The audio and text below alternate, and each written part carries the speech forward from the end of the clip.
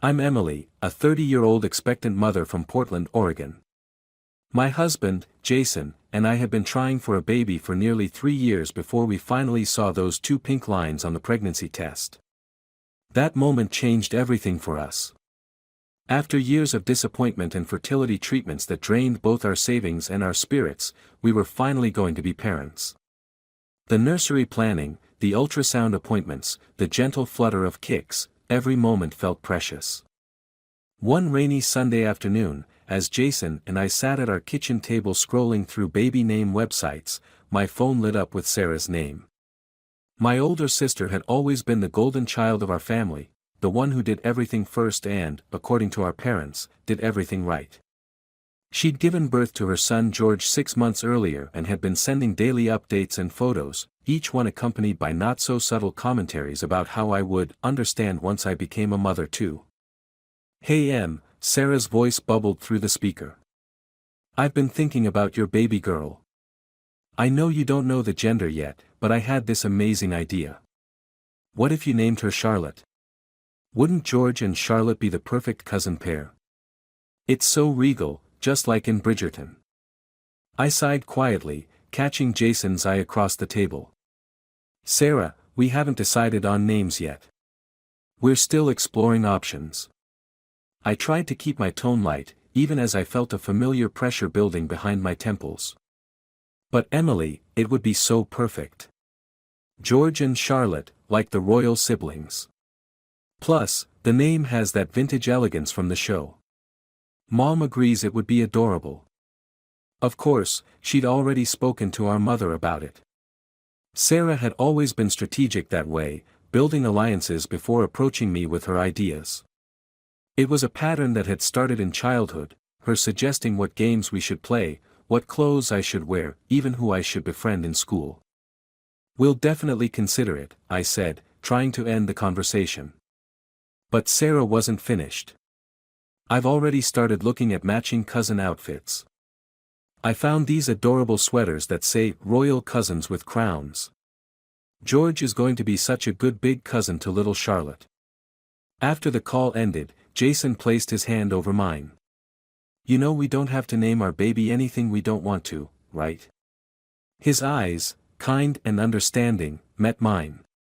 "This is our child." "I know," I said, but the knot in my stomach suggested otherwise. Standing up to Sarah had never been my strong suit. The next morning, my phone chimed with a text from Sarah.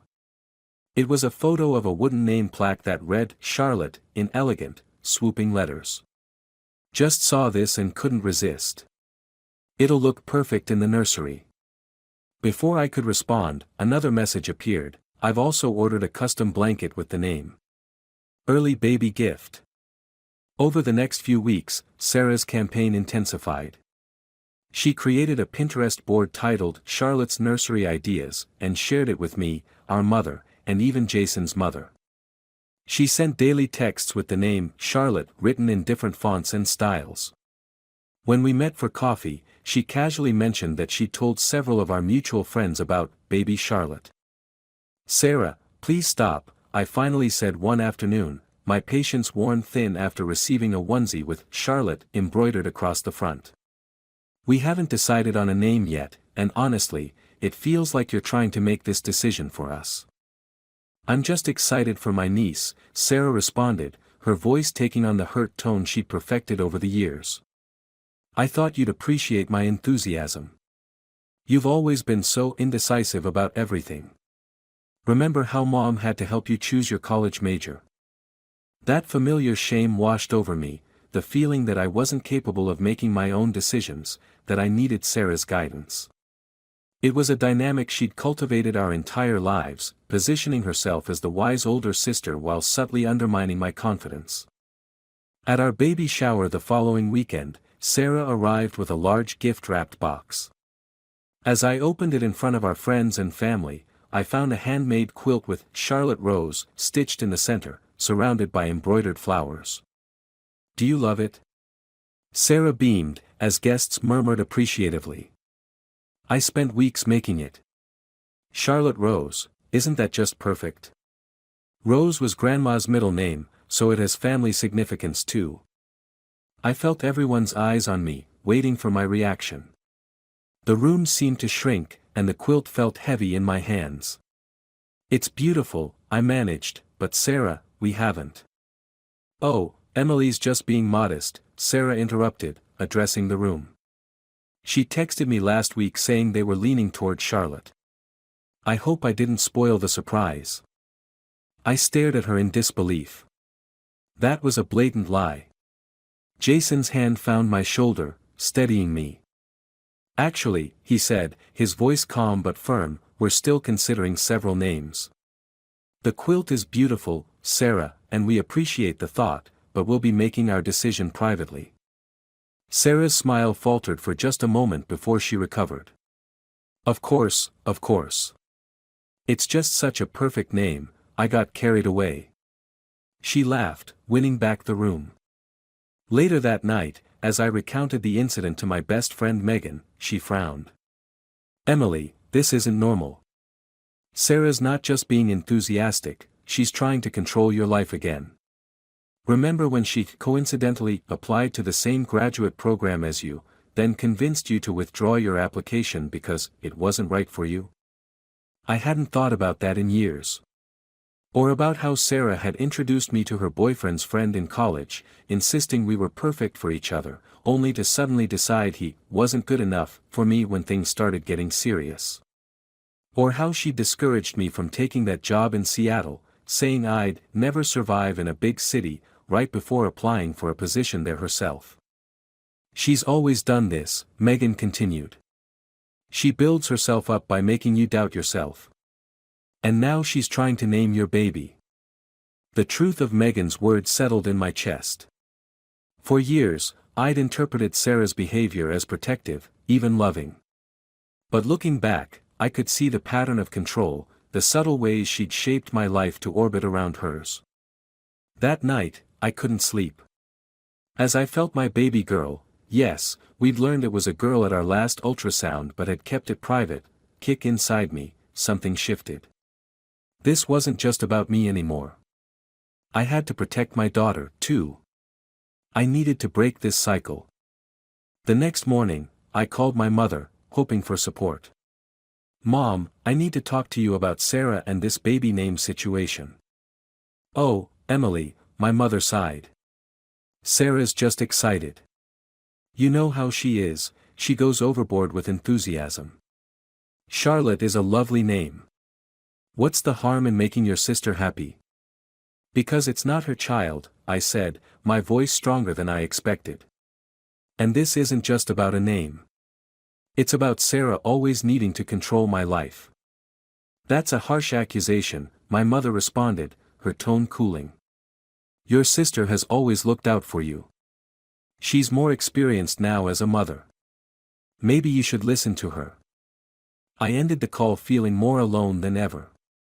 Even my mother couldn't see through Sarah's manipulations. 2 days later, Sarah invited herself over, arriving with a bag full of baby clothes, all monogrammed with the letter C. As she spread them across my couch, pointing out each adorable detail, something inside me snapped. Sarah, stop. Just stop. My voice was quiet but firm. We're not naming our daughter Charlotte.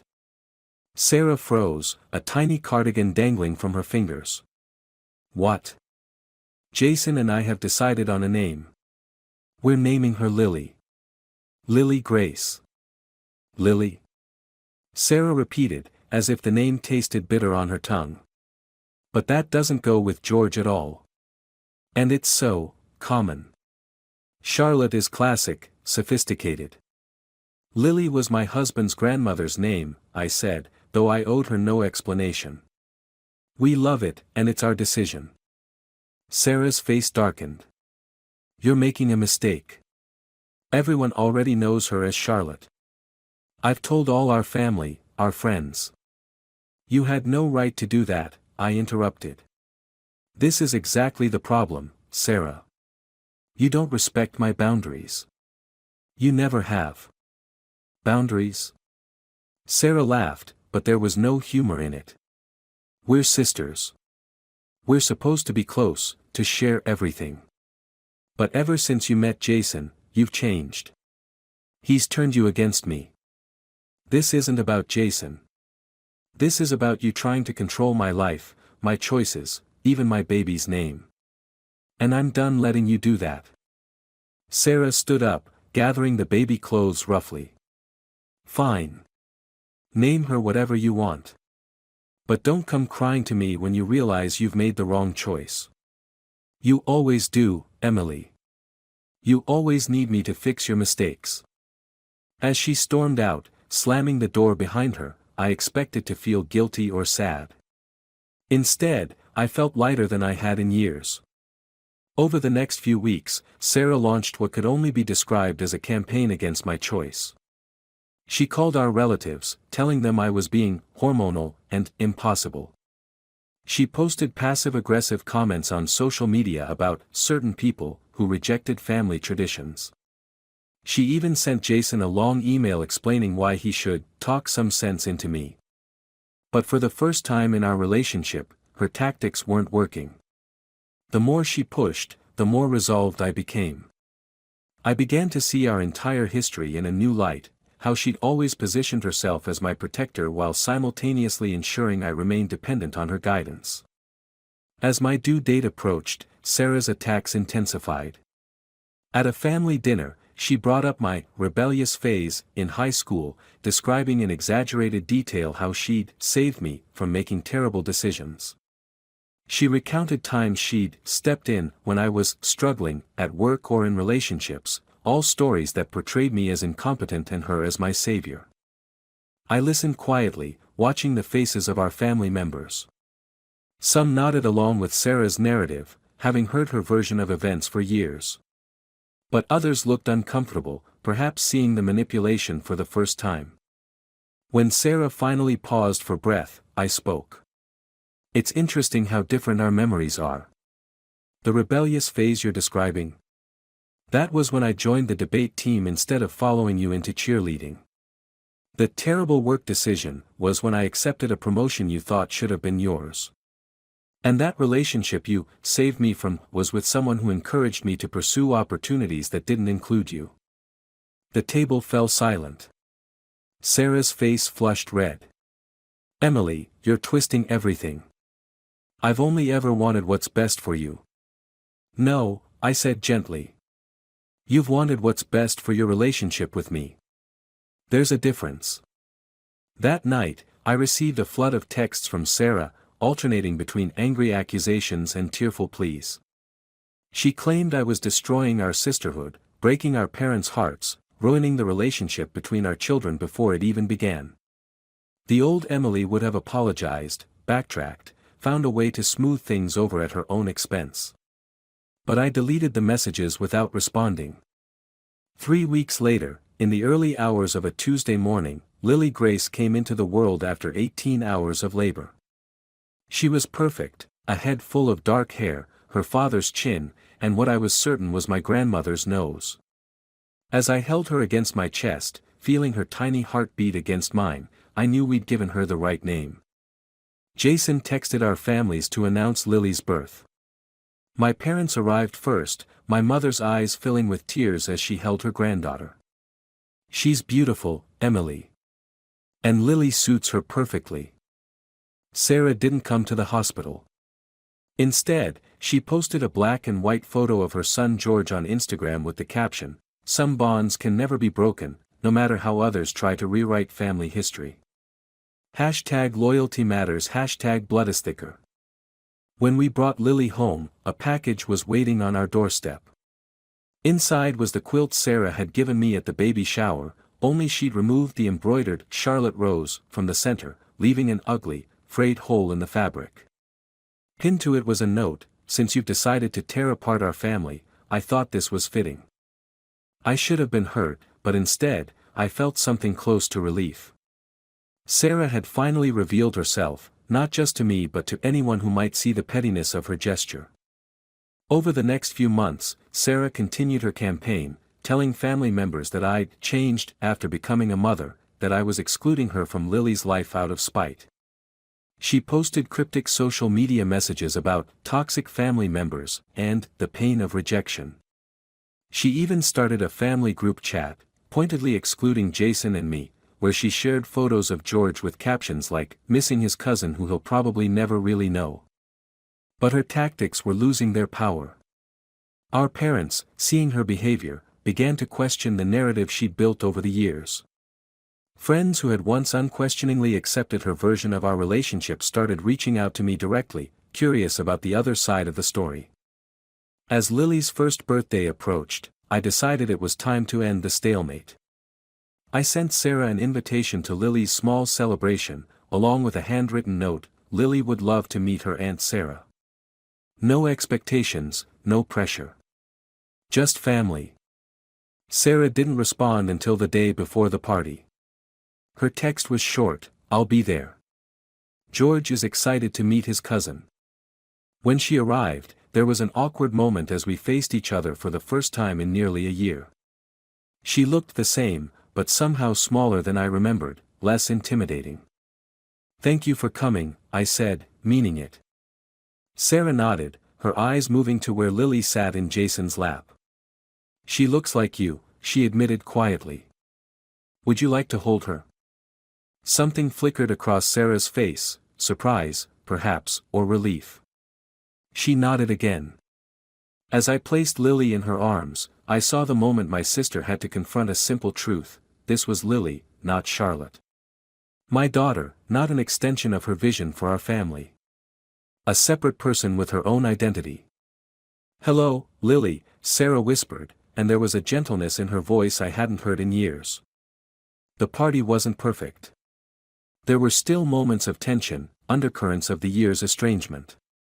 But as I watched George and Lily play together on the living room floor, cousins getting to know each other without the weight of Sarah's expectations, I felt a cautious hope. Not for an immediate restoration of trust, but for the possibility of building something new. Something healthier. That night, after everyone had gone home, Jason found me standing in Lily's doorway, watching her sleep. "You did it," he said, wrapping his arms around me from behind. "Did what?" "Broke the cycle." He rested his chin on my shoulder. "You stood up for yourself, for us, for Lily. And you did it without becoming bitter or vengeful. That's the real victory here."